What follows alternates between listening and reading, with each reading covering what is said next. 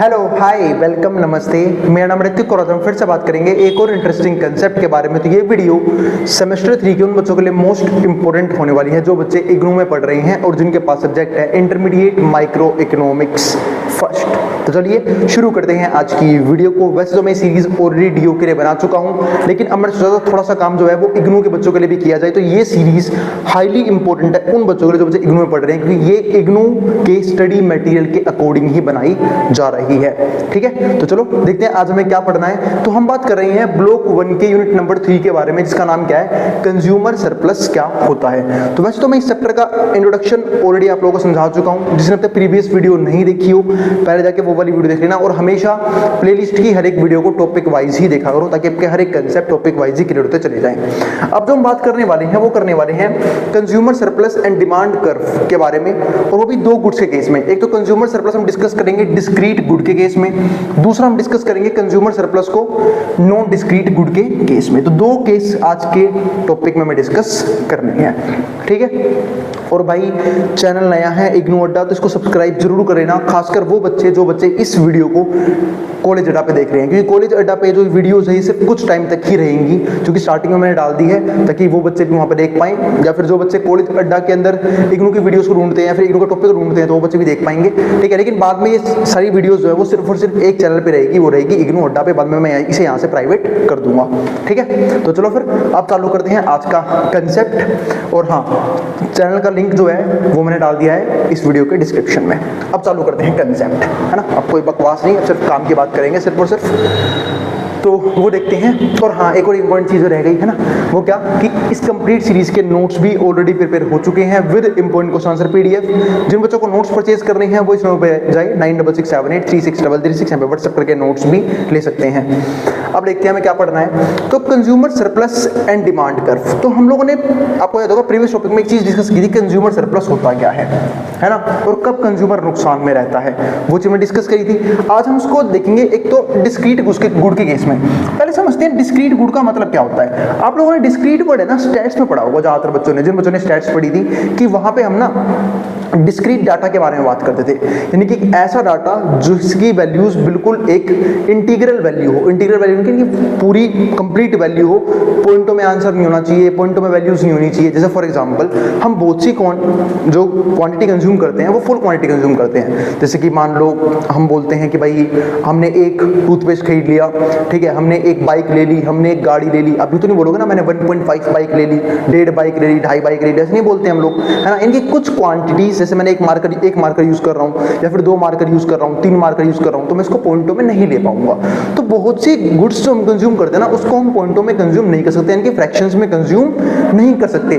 तो ऐसे गुड्स को हम क्या बोलते हैं, डिस्क्रीट गुड बोल के चलते हैं। लेकिन बहुत से गुड्स ऐसे भी होते हैं जिसको हम फ्रैक्शंस में कंज्यूम कर सकते हैं। जैसे फॉर एग्जांपल आप दुकान पर गए, आप बोले भाई मेरे को 2.5 किलो गेहूं दे दो, 2.5 किलो चावल दे दो, है ना, या फिर 2.5 किलो आटा दे दो, तो ये पॉइंटों में हो गए 2.5 kg, है ना। या फिर और भी बहुत सारी वैल्यूज होती है पॉइंटों के अंदर। तो आप अगर पॉइंटों में कंज्यूम कर रहे हो तो उसको हम क्या बोलते हैं, नॉन डिस्क्रीट गुड। अब दोनों के केस में हमें क्या समझना पड़ेगा कि कंज्यूमर सरप्लस किस तरीके से निकाला जाता है ना। आप लोगों को याद होगा कंज्यूमर सरप्लस का सिंपल सा मतलब ये है कि कंज्यूमर किस में होना चाहिए, फायदे में। और कंज्यूमर फायदे में कब होगा, जब कंज्यूमर जितना अमाउंट पे करना चाहता है उससे कम अमाउंट में वो गुड जो है वो अवेलेबल हो जाए या फिर वो सर्विस अवेलेबल हो जाए। सपोज करो मान लो मैं मार्कर जो है वो 20 रुपए में खरीदना चाहता हूँ, लेकिन मुझे अगर मान लो ये मार्कर कहीं से 15 रुपए मिल रहा है तो मैं फायदे में हूँ या नहीं हूँ, बिल्कुल, क्योंकि मैं इस पे 20 रुपए खर्च करने को तैयार था। लेकिन मुझे अब कितने रुपए खर्च करने पड़ेंगे, सिर्फ 15 रुपए। मेरे पास 5 रुपए बच जाएंगे जो मैं किसी और गुड्स को या फिर किसी और सर्विस को एंजॉय करने में खर्च कर सकता हूं। तो वही चीज होती है कंज्यूमर सरप्लस। अब यहां देखते हैं इसे, तो consumer surplus from the case of discrete good that is one that can be bought and sold only in integer units, जिसको हम या तो खरीद सकते हैं या बेच सकते हैं सिर्फ और सिर्फ इंटीजर यूनिट्स में। ठीक है, इसको हम और किसी वैल्यूज में खरीद या बेच नहीं पाएंगे। तो ये हो गया।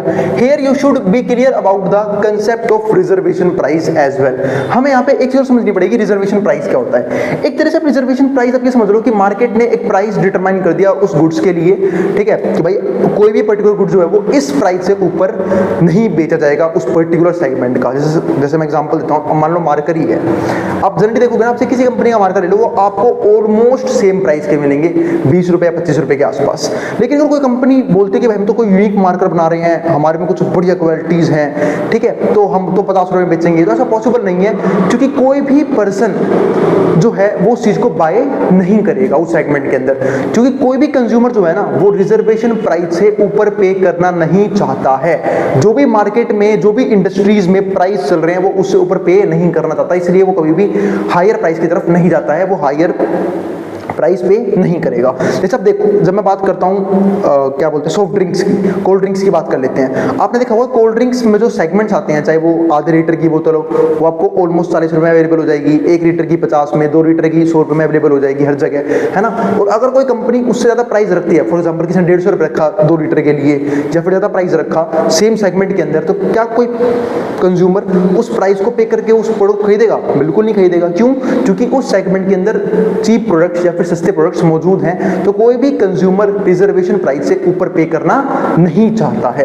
तो इसलिए इंपॉर्टेंट होता है ये समझना कि रिजर्वेशन प्राइस क्या होता है, यानी कि वो प्राइस जो मार्केट ने डिटरमाइन किया है, इंडस्ट्रीज ने डिटरमाइन किया है हर एक तरह के प्रोडक्ट के लिए, हर उस सेम सेगमेंट के अंदर। सेगमेंट सेम रहेगा, दो अलग सेगमेंट को कंपेयर नहीं कर पाओगे। भाई बात समझ में, यानी कि अगर मैं कोल्ड ड्रिंक के प्राइस को दूध के प्राइस से कंपेयर करूं तो बिल्कुल सही नहीं बैठेगी वो चीज़, तो ये चीज़ बिल्कुल मत करना। अब आगे देखते हैं, the maximum price that consumer is willing to pay for a unit of good then go without is reservation price। ठीक है, तो जो मैक्सिमम प्राइस वो पे करना चाहेगा एक कंज्यूमर किसी भी पर्टिकुलर गुड के लिए, वो क्या होगा? रिजर्वेशन प्राइस बोलते हैं हम उसे, फॉर द यूनिट परचेज। मतलब मैक्सिमम प्राइस वो रिजर्वेशन प्राइस पे करेगा। और सरप्लस कब होगा? जब रिजर्वेशन प्राइस से उसे वो गुड चीप रेट पे अवेलेबल हो जाए या फिर सस्ते में अवेलेबल हो जाए, तो कंज्यूमर सरप्लस में आ जाएगा, यानी कि कंज्यूमर खुश हो जाएगा कि अरे वाह मेरे कुछ पैसे बच गए, मार्केट में प्राइस तो ये चल रहा है बट मैं इतने सस्ते में ले आया। चाहे वो कोई ऑफर की वजह से हो, किसी भी डिस्काउंट की वजह से हो, किसी भी चीज की वजह से हो, वो कंज्यूमर सरप्लस में आ जाएगा। It is the monetary value of 1 unit of a good consume. तो ये क्या होती है? मॉनेटरी वैल्यू होती है कि जब आप कोई भी एक यूनिट कंज्यूम कर रहे हो किसी भी गुड की, तो उसके लिए कितना पैसा आपको पे करना पड़ रहा है। इट मेजर्स मार्जिनल यूटिलिटी, इससे हम मार्जिनल यूटिलिटी निकाल सकते हैं। आप सबको पता होगा मार्जिनल यूटिलिटी का मतलब क्या होता है कि जब भी हम किसी भी प्रोडक्ट की या फिर किसी भी गुड्स की, किसी भी सर्विस की एडिशनल क्वांटिटी को कंज्यूम करते हैं, तो उस एडिशनल क्वांटिटी को कंज्यूम करने के लिए कितना एडिशनल प्राइस पे करना पड़ रहा है, उसको हम क्या बोलते हैं? मार्जिनल यूटिलिटी बोल के चलते हैं। To the consumer from the purchase and consumption of a unit of each good. ठीक है, चाहे वो परचेज या फिर कंज्यूम करना चाहता है किसी भी एक पर्टिकुलर गुड को। अब यहाँ पे एक नोट है, दो तरह के नोट समझते हैं। नोट 1 क्या है? N individual does not buy the good if the cost more than his reservation price. एक इंडिविजुअल कभी भी ऐसे गुड्स को कंज्यूम नहीं करेगा जिसका रिजर्वेशन प्राइस जो है उसे ज्यादा पे करना पड़ रहा है उसे अपने रिजर्वेशन प्राइस से। जो मैंने ऊपर बात करी थी ना ऊपर, वही बात यहाँ पे है कि an individual does not buy the good if it cost more than his reservation price for that good but is eager to do so if it cost less. हाँ, पर वो काम जब करेगा जब उसे वो चीज उससे सस्ते मिल जाएगी। मतलब कंज्यूमर क्या रहता है? आप सबने एक चीज देखी कि मैंने आपको एक चीज समझाई थी कि रिजर्वेशन प्राइस जो है वो क्या होता है। एक मिनट देखना, ठीक है। मैंने आपको एक चीज समझाई कि रिजर्वेशन प्राइस क्या होता है। रिजर्वेशन प्राइस एक कंज्यूमर, क्योंकि रिजर्वेशन प्राइस कौन डिटरमाइन करता है? इंडस्ट्री, किसी भी सेगमेंट के अंदर। तो एक कंज्यूमर जो है वो रिजर्वेशन प्राइस से ऊपर पे करना नहीं चाहता है, क्योंकि इससे उसे लॉस होगा। क्योंकि मार्केट में प्राइस डिटरमाइन है कि भाई वो चीज जो है उसे मैक्सिमम उस प्राइस तक अवेलेबल करवा दी जाएगी। लेकिन अगर रिजर्वेशन प्राइस से कम प्राइस पर वो चीज अवेलेबल होती है, इस प्राइस से कम में अवेलेबल होगी, तो क्या वो खरीदेगा? बिल्कुल नहीं खरीदेगा। वो आप बोलोगे बिल्कुल खरीदेंगे, क्योंकि यहाँ पे उसे चीप रेट पे वो चीज अवेलेबल हो रही है किसी भी ऑफर, किसी भी डिस्काउंट की वजह से। तो यहाँ पे तो उसकी इच्छा और बढ़ जाएगी उस चीज को खरीदने की, क्योंकि अब उसे जो मार्केट में जिन लोगों ने उसे बाई किया है उससे वो चीज अवेलेबल हो रही है, तो वो जो है उसे जरूर खरीदेगा, ठीक है, उसकी इच्छा और बढ़ जाएगी उस गुड को कंज्यूम करने की, उस सर्विस को कंज्यूम करने की। तो वही चीज यहाँ पे है, price for that good but is eager to do so if cost less. अगर कॉस्ट कम होती है तो वो जरूर जाके वहां पे क्या करेगा, खरीदेगा उस पर्टिकुलर प्रोडक्ट को। दूसरा इंपॉर्टेंट नोट क्या आया, if the price of a good is just equal to an individual's willing to pay. तो अगर मान लो प्राइस जो है वो बिल्कुल इक्वल है जितना वो कंज्यूमर खर्च करना चाहता है, he is indifferent between buying and not buying. तो कंज्यूमर यहाँ पे कंफ्यूज होएगा कि मैं खरीदूं या नहीं खरीदूं। जनरली लोग जो है ना वो कब खरीदना चाहते हैं, कंज्यूमर का पर्पस क्या होता है कि भाई जब प्राइस कम होंगे तब मैं डिमांड को इंक्रीज करूंगा, क्योंकि उसके पास लिमिटेड इनकम होती है, कंज्यूमर के पास लिमिटेड इनकम लिमिटेड रिसोर्स होने की वजह से वो जो है हमेशा वेट करता है कि प्राइस कम से कम हो तो मैं उस क्वांटिटी को कंज्यूम करूंगा। यानी कि आप लोग देखो, चाहे कोई भी पर्सन है, इस कंज्यूमर की बात कर रहा हूं, खासकर मिडिल क्लास के, लोअर क्लास की, हम लोग जो ज्यादातर टेक्नोलॉजीज कब बाय करते हैं, दिवाली के टाइम पे, क्योंकि इस टाइम पे अच्छे ऑफर्स आते हैं, या फिर कोई भी एक ऐसा सीजन जहां पे ऑफर्स बहुत ज्यादा मिलते हैं, तो हम लोग उस टाइम पे उस चीज को बाय करने की कोशिश करते हैं। एक तो चीप रेट में हम उसे खरीद पाएंगे, है ना, और एक इवेंट भी सेलिब्रेट हो जाएगा कि चलो मैंने इस इवेंट पे ये वाली चीज जो है वो यहाँ पे ली थी, है ना। तो वो चीजें होती हैं। तो वही चीज कंज्यूमर के साथ है कि अगर कंज्यूमर जितना पैसा खर्च करना चाहता है उस पर्टिकुलर गुड पे और उसे उतना ही प्राइस पे करना पड़ेगा, तो वो थोड़ा सा ना फिर भी उसके मन में ना हिचकिचाहट आएगी कि मैं खरीदूं या ना खरीदूं। यानी कि वो यहाँ पे इंडिफरेंट हो सकता है। जैसे सपोज करो कि मैं कोई गुड लेने गया, ठीक है, गुड यहाँ पे प्रोडक्ट को बोलते हैं, मैं गुड की बात नहीं कर रहा, ठीक है। तो गुड मान लो मैं 500 रुपये में खर्च करने गया, मैं 500 रुपये खर्च करने गया। जब मैं 500 रुपये खर्च करने गया यहाँ पे और जो प्राइस है, जो सेलर है वो मुझे बोल रहा है कि हाँ भाई ये प्रोडक्ट जो 500 रुपये का ही है, तो मैं थोड़ा सोचूंगा कि मैं खरीदूं या नहीं खरीदूं। लेकिन वैसे ही अगर मान लो वो यूँ बोलता है सेलर या फिर प्रोड्यूसर कि जी आप 500 रुपये खर्च करना आते हो, पर जी ये गुड तो जी 450 में मिल जाएगा आपको, तो मैं जाकर बिल्कुल तुरंत जाऊंगा, कहूँगा अरे वाह ये तो सस्ते मिल गया, मुझे इतने पैसे लेने थे। और कई बार हमारे तो होता भी है ऐसा कि हम सोचते हैं कि वो गुड महंगे हैं, हमें ज़्यादा पैसा पे करना पड़ेगा, पर वो हमें असली में चीप रेट पर अवेलेबल हो जाता है, ठीक है, तो हम तुरंत जाके उस गुड को खरीद लेते हैं। तो ये तरीका होता है कंज्यूमर के साथ। तो वही चीज़ यहाँ पे, तो ये दो इंपॉर्टेंट नोट हमारे पास आते हैं। अब यहाँ पे समझते हैं एक इंपॉर्टेंट ग्राफ को, वो भी किस केस में, डिस्क्रीट गुड के केस में, potential buyers and willingness to पे।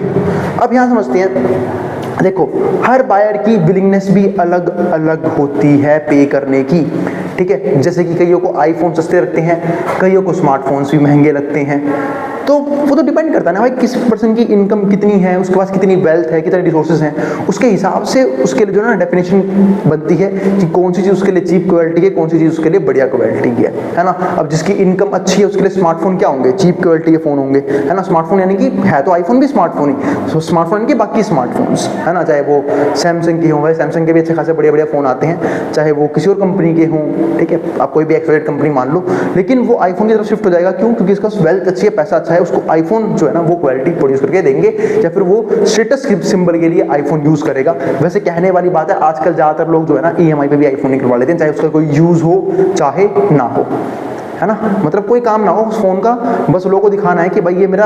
अरे मैं एक लॉजिक वाली बात ये मानता हूँ, अगर आपको स्टेटस ही दिखाना, अपने बैंक बैलेंस से दिखाओ ना, ठीक है, कुछ ऐसी जगह इन्वेस्टमेंट कर दो, एसेट्स में इन्वेस्टमेंट कर दो कि जिसको लेके देखे हाँ कि ये पर्सन एक्चुअली रिच है। आईफोन से कैसे स्टेटस दिखाया जा सकता है कि हाँ मेरे पास आईफोन है, उससे मैं अगर वहाँ स्टेटस शो करूँगा लोगों कि भाई हाँ भाई तो एप्पल का फोन चला रहा है, इसके पास तो पैसा होगा। अच्छा पता लगे वो फोन ईएमआई पे है, महीने के 5,000 बैंक से कट रहे हैं हर महीने के, उसके ईएमआई भरने में पूरे एक साल की सैलरी कट गई, आधी सैलरी सिर्फ उस ईएमआई को लेने के अंदर, ठीक है। तो वो चीज़ें हैं। तो वही चीज़ है, कुछ लोग एक्चुअल में अमीर होते हैं और कुछ लोग सिर्फ अमीर होने का प्रिटेंड करते हैं, ढोंग करते हैं, ठीक है, ऐसी चीज़ों को बाय करके। तो चलो अभी इन चीज़ों पे नहीं घुसते हम, अब यहाँ समझते हैं आगे। तो वो तो वही अपना अपना तरीका होता है फाइनेंस को मैनेज करने का। कई लोग एसेट बिल्ड करते हैं, कई लोग लायबिलिटी बिल्ड करते हैं। अब यहाँ समझते हैं पोटेंशियल बायर्स की बात कर ली, अब हम बात करते हैं विलिंगनेस की। तो ये मैंने ग्राफ बनाया यहाँ पे एक। अब देखो ये पोटेंशियल बायर एक ए है, एक बी है, एक सी है, एक डी है, एक ई है, 5 बायर्स की हमने बात करी। अब यूँ मान लो, ठीक है, अलग नाम दे सकते हैं यहाँ पे, है ना, राम, श्याम, मोहन, सोनू, मोनू, कुछ भी नाम दे लो, मैंने 5 नाम रखे ABCD। तो जो ए है वो 59 रुपीज़ जो है वो स्पेंड करना चाहता है उस पर्टिकुलर गुड को खरीदने के ऊपर। बी है, बी बोलता है कि यार मेरे लिए इतना अच्छा नहीं है ये गुड, या फिर मेरी सैलरी कम है तो मैं इतना तो अफोर्ड नहीं कर पाऊंगा इस पर्टिकुलर गुड के लिए। अगर ये गुड 45 रुपये मिल जाएगा ना तो मैं खरीद लूँगा, ठीक है। सी बोलता है जी मेरे पास तो इतने पैसे भी नहीं है जितने तुम दोनों के पास हैं, 59 भी नहीं है, 45 भी नहीं है, मैं तो इस गुड्स के लिए अगर 35 में मिलता तो खरीदूंगा, नहीं तो मैं तो खरीदना बंद कर दूंगा। डी बोलता है कि मेरे पास तो और कम पैसा है, मैं बिल्कुल लोअर क्लास से हूं, तो मैं 25 रुपये खर्च करूंगा। ई बोलता है अगर 10 रुपये मिलता हो तो दो, वरना मत दो, है ना। तो ये तो भाई ये मान लो ये हो गई समाज की मम्मियों की तरह। ऐसे मम्मियाँ नहीं दुकानों पे और जाकर कपड़े का रेट पूछती हैं, फिर किसी भी चीज़ का रेट पूछती हैं, तो वो बोलता है 2500, वो वहाँ पे सीधा 2500 से क्या आता है कि 250 में देना तो दो वरना मत दो, है ना। एक टाइम होता है इतना शॉकिंग भाई 2500 रुपये का प्रोडक्ट 250 में, और वो छोड़ो 300 में वो लेके भी आती हैं। ये और करिश्मा होता है। हम और सोचते रहते हैं भाई बार्गेनिंग पावर तो इनकी एक नंबर की है, हम यहाँ 10% डिस्काउंट करवा ले, किसी चीज़ को 20% करवा ले, ठीक है, हम यहाँ घर में राजी हो जाते, चौड़े हो जाते, कह रहे भाई साहब इतना कम पैसे हमने क्या कर दिया, चीज़ ले ली, यहाँ ये लोग 99% डिस्काउंट करवा लेते हैं और प्रोड्यूसर दे भी देता है इन्हें। इसका मतलब उसने लॉस में तो नहीं बेचा होगा, प्रॉफिट में बेचा होगा, तो हम कितना लूट के आते होंगे फिर। तो वही चीज़ यहाँ पे है कि ये बोल रहा है 10 रुपये में दोगे तो ठीक है, वरना मैं नहीं खरीद पाऊंगा उस चीज़ को। तो मैंने गुड मतलब सबकी अफोर्डेबिलिटी क्या होती है, एक पर्टिकुलर गुड के लिए अलग अलग होती है, और सबके लिए सेटिस्फेक्शन लेवल भी क्या होता है, अलग अलग होता है। तो भैया देखो ए ने कितने रुपए खर्च किए 59, बी ने कितने खर्च किए 45, सी ने 35 रुपये में खरीदेगा, डी 25 में, ई 10 में। अगर प्राइस 59 रहा तो सिर्फ ए खरीद पाएगा, बाकी लोग नहीं खरीदेंगे। अगर प्राइस 45 रहा, 45 अब छोड़ो 40 रहा, 40 मान लेते तो 40 के केस में भी ना सिर्फ ए और बी खरीदेंगे, 40 के केस में भी ए और बी खरीदेंगे, क्योंकि सी के लिए तो 35 का प्राइस होना चाहिए। तो अगर 40 का प्राइस है उस गुड का तो ये दोनों खरीद पाएंगे, 49 और 45 वाले। अब मैं आपसे एक सिंपल सा क्वेश्चन पूछता हूं कि अगर ये गुड्स 40 में बेचे जाते हैं तो क्या ए और बी सरप्लस में है या नहीं है? आप बोलोगे बिल्कुल है, क्योंकि ए तो 59 रुपए खर्च करना चाह रहा था, उसको 40 में मिल रहे हैं, है सरप्लस में। बी 45 रुपए खर्च करना चाह रहा था, उसको ही 5 रुपए सस्ते मिल गया, यानी कि ये दोनों ही सरप्लस में है, ठीक है। लेकिन सी अभी भी नहीं खरीदेगा। यही गुड्स अगर 30 रुपए के हों, 30 रुपए के हो, अब ए भी खरीदेगा, बी भी और सी भी, और तीनों ही सरप्लस में है। और अगर 35 में रहा तो 35 में रहा तो मैं एक बात कह सकता हूँ कि ए सरप्लस में है, बी सरप्लस में है, सी इंडिफरेंट है, खरीदूं या ना खरीदूं। खरीद ये भी सकता है, हो सकता है खरीद भी ले, लेकिन इसको सरप्लस किसी भी तरह का नहीं मिलेगा। हाँ अगर 30 रुपए का प्राइस रहा, जैसे मैंने वहाँ पे दिखाया भी है, देखो ये इस जगह पे consumer surplus when market price is 30। अगर मार्केट प्राइस 30 के आसपास है तो ए, बी और सी तीनों ही इसमें रहेंगे, सरप्लस में रहेंगे, लेकिन डी और ई अभी भी इस गुड्स को अफोर्ड नहीं कर पाएंगे, खरीद नहीं पाएंगे। तो वही चीज यहाँ पे है। इसके अलावा क्या बात करता हूँ, हाँ अगर प्राइस 10 कर दिया या 10 से कम कर दिया, या सपोज करो अब ये गुड्स जो है 5 रुपए में बेचने पे आ गया प्रोड्यूसर की, भाई 5 रुपए में बेच रहे हैं, ठीक है, अब 5 रुपए में बेच रहे हैं तो सब खरीदेंगे, ए बी सी डी ई, यानी कि 10 या 10 से जितना ही कम होगा सब खरीद लेंगे, ए बी सी डी ई। और अगर 10 से कम होता है, अगर मान लो प्राइस 10 रहा तो फिर A B C D surplus में है, ए सबसे फालतू सरप्लस में, बी उससे कम सरप्लस में, सी उससे कम और डी सबसे कम सरप्लस में, लेकिन सरप्लस में सारों रहेंगे। और अगर 10 से कम पे प्राइस आ गया तो भाई सारे सरप्लस में रहेंगे, सबको कंज्यूमर सरप्लस का बेनिफिट मिलेगा। तो ये था हमारा कंज्यूमर सरप्लस का कंसेप्ट एक डिस्क्रीट गुड के केस में। उम्मीद है आपको यहाँ तक किसी प्रकार का डाउट नहीं बचा हुआ है, मैंने आपको यहाँ तक क्लियर कर दिया है। वही चीज अगर आप यहाँ पे देखोगे तो यहाँ पे देखो, ये हमारा डिमांड कर्व, ये हमारा मार्केट में प्राइस चल रहा है। अब मार्केट में प्राइस ये है, लेकिन लोग तो इस प्राइस पे भी खरीदेंगे। अरे इस मार्कर को क्या हो गया, लोग तो इस प्राइस में भी खरीदना चाहते हैं, इस प्राइस में भी, इस प्राइस में भी, इस प्राइस में भी। तो ये सारे पॉइंट किसके हैं, कंज्यूमर के सरप्लस के, यानी कि ऊपर कंज्यूमर किसमें, सरप्लस में। कंज्यूमर कहता है मैं तो ये प्राइस देने को भी तैयार हूं, ये भी, ये भी, ये भी, तो यहाँ पे कंज्यूमर सरप्लस में है। और अगर नीचे की बात करूंगा तो यहाँ पे प्रोड्यूसर जो है वो किसमें आ जाएगा। अब यहाँ पे मतलब यहाँ पे डिमांड होगी ही नहीं इससे नीचे, क्योंकि प्राइस तो ये है, ठीक है। अब जो लोग इस प्राइस पे चाहते हैं कि भाई प्राइस यहाँ तक आ जाए, तो उनके लिए पॉसिबल ही नहीं है, क्योंकि प्रोड्यूसर उतने प्राइस पे बेचना ही नहीं चाहता है, उसको लॉस हो जाएगा, ठीक है। तो उम्मीद है आपको कंज्यूमर सरप्लस का कंसेप्ट क्लियर हो गया है। अब समझते हैं अगला पॉइंट, क्योंकि आसान सा ही है, consumer surplus for a non discrete good. अब नॉन डिस्क्रीट गुड को आप समझ सकते हो कि ये वो गुड है जो कंज्यूमर पॉइंट्स में भी, यानी कि इंटीजर के अलावा अलग अलग वैल्यूज में भी बाय कर सकता है। फॉर एग्जाम्पल मैंने दिया भी था कि भाई 2.5 किलो चावल, 5.5 किलो चीनी, है ना, या फिर 11.5 kg कुछ भी ले लो आप, ठीक है, गेहूं ले लो, ठीक है, आटा ले लो, कुछ भी ले लो, ठीक है। तो जब हम इंटीग्रल वैल्यू में बाय नहीं करते हैं, हम बाय करते हैं पॉइंट्स वगैरह की वैल्यूज में, यानी कि फ्रैक्शंस में बाय करते हैं, तो उसको हम क्या बोलते हैं, नॉन डिस्क्रीट गुड। उस केस में कंज्यूमर सरप्लस कैसे होता है, ऑलमोस्ट सेम तरीका रहता है। ये रहा हमारा कंज्यूमर सरप्लस, ये रहा हमारा प्राइस, तो यहाँ पे कंज्यूमर सरप्लस में है, ठीक है, क्योंकि कंज्यूमर ऊपर के प्राइस ये पे करना चाहता होगा, लेकिन उसे प्राइस ये पे करना पड़ रहा है, तो ऊपर के सारे कंज्यूमर किसमें सरप्लस में है, तो ये हो गया हमारा कंज्यूमर का सरप्लस। अब here P star is the market price, ये मार्केट प्राइस है, x star is the quantity demanded, और एक्स स्टार वो क्वांटिटी है जो पी स्टार पे लोग बाय करना चाहते हैं। Consumer surplus in this case also will be given area below the demand curve and above the market price line. तो ये मार्केट का प्राइस लाइन है, इसके ऊपर का एरिया, ठीक है, और इसके अंदर का एरिया, किसके अंदर का एरिया, डिमांड कर्व के अंदर का एरिया। ये पूरा पॉइंट किसका है, कंज्यूमर के सरप्लस का पॉइंट है, ठीक है। अब कंज्यूमर सरप्लस निकलता कैसे है वो समझ लेते हैं। तो इसके लिए ये सिंबल कई लोगों ने पहली बार देखा होगा जिंदगी में, वैसे बता देता हूं, इसको इंटीग्रेशन बोलते हैं। जिन बच्चों ने मैथ्स पढ़ रखी है उन्हें पता होगा कि इंटीग्रेशन कैसे कैलकुलेट किया जाता है, और इंटीग्रेशन का सबसे बड़ा एप्लीकेशन पता है क्या होता है, कि हम इंटीग्रेशन को अनबाउंडेड एरिया सोल्व करने के लिए ही यूज करते हैं। तो ये देखो 0 से x डैश तक मैं इंटीग्रेशन करूंगा, इनवर्स डिमांड फंक्शन माइनस में p स्टार यानी कि प्राइस इनटू में dx। इसको आप ऐसे भी पढ़ सकते हो कि भाई ये क्या है, coordinate of the left h से लेके coordinate of the right h तक इंटीग्रेशन करेंगे अपर माइनस लोअर फंक्शन का। तो इस तरीके से इंटीग्रेशन होगा। और ये मैंने यहाँ पे एक और क्या कर दिया, कर्व बना दिया। ये प्राइस है, ये कमोडिटी है, ठीक है, ये हमारा फिक्स प्राइस लाइन है, मार्केट प्राइस आप कह सकते हो इसे, और ये हमारा डिमांड कर्व है, ठीक है। तो बस यहाँ पे हमारा खत्म होता है एक मोस्ट इंपॉर्टेंट कंसेप्ट कि कंज्यूमर सरप्लस डिस्क्रीट गुड और नॉन डिस्क्रीट गुड्स के केस में कैसे निकाला जाता है, कैसे सोल्व किया जाता है। अब हम मिलेंगे अगली वीडियो में जहाँ पे हम ये समझेंगे कि प्राइस कैसे कंज्यूमर के सरप्लस को अफेक्ट करता है। आप लोगों को याद होगा प्रीवियस में हमने चैप्टर किया था जिसका नाम क्या था, कंज्यूमर इक्विलिब्रियम। हम अपनी चीज देखी थी कि प्राइस, टैक्स या फिर per unit tax, income tax, ये सब चीजें जो हैं वो कैसे कंज्यूमर के इक्विलिब्रियम को चेंज करते हैं। अब हमें यही सबसे देखनी है कि जो प्राइस है वो कैसे कंज्यूमर के सरप्लस को भी चेंज कर सकता है।